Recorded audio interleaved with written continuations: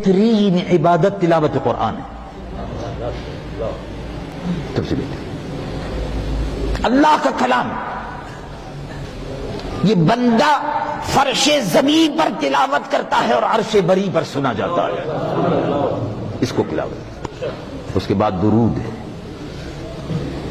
اس کے بعد عبادت درود ہے، استغفار کی تسبیح ہے، نوافل ہے.